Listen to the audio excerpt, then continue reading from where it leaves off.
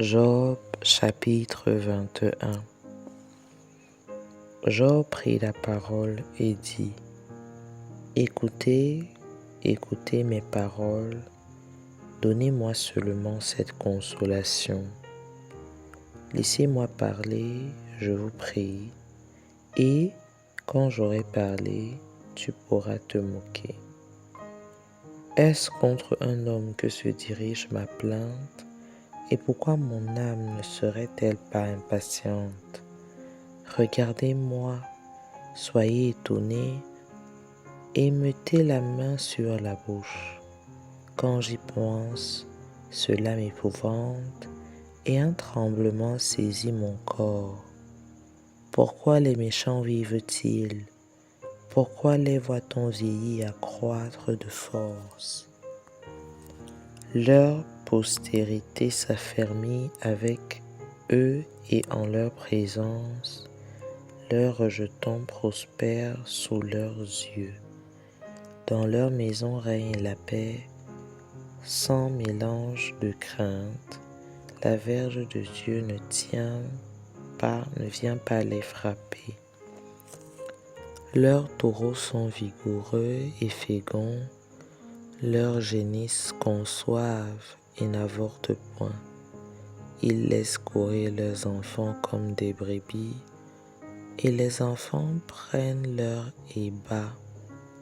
Ils chantent au son du tambourin et de la harpe, ils se réjouissent au son du chalumeau. Ils passent leur jour dans le bonheur et descendent en un instant au séjour des morts. Ils disaient pourtant à Dieu: Retire-toi de nous, nous ne voulons pas connaître tes voies. Qu'est-ce que le Tout-Puissant pour que nous le servions? Que gagnerons-nous à lui adresser nos prières? Quoi donc? Ne sont-ils pas en possession du bonheur? Loin de moi le conseil des méchants. Mais arrive-t-il souvent que leurs lampes s'éteignent, que la misère fonde sur eux, que Dieu leur distribue leur part dans sa colère, qu'ils soient comme la paille portée par le vent, comme la balle enlevée par le tourbillon? Est-ce pour les fils que Dieu réserve le châtiment du Père? Mais c'est lui que Dieu devrait punir pour qu'il le sente. C'est lui qui devrait contempler sa propre ruine.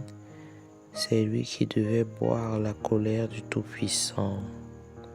Car que lui importe sa maison après lui, quand le nombre de ses mois est achevé? Est-ce à Dieu qu'on donnera de la science? À lui qui gouverne les esprits célestes, l'un meurt au sein du bien-être, de la paix et du bonheur, les flancs chargés de graisse et la moelle des os remplie de sève. L'autre meurt, l'amertume dans l'âme, sans avoir joui d'aucun bien. Et tous deux se couchent dans la poussière, tous deux deviennent la pâture des vers. Je sais bien quelles sont vos pensées, quel jugement inique vous portez sur moi. Vous dites: Où est la maison de l'homme puissant? Où est la tente qu'habitaient les impies? Mais quoi? N'avez-vous point interrogé les voyageurs? Et voulez-vous méconnaître ce qu'ils prouvent? Au jour du malheur, le méchant est épargné. Au jour de la colère, il échappe.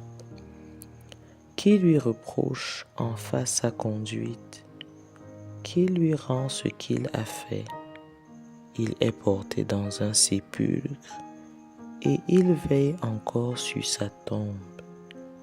Les mottes de la vallée qui lui sont légères, et tout après lui suivront la même voie. comme une multitude l'a déjà suivi. Pourquoi donc m'offrir de vaines consolations? Ce qui reste de vos réponses n'est que perfidie.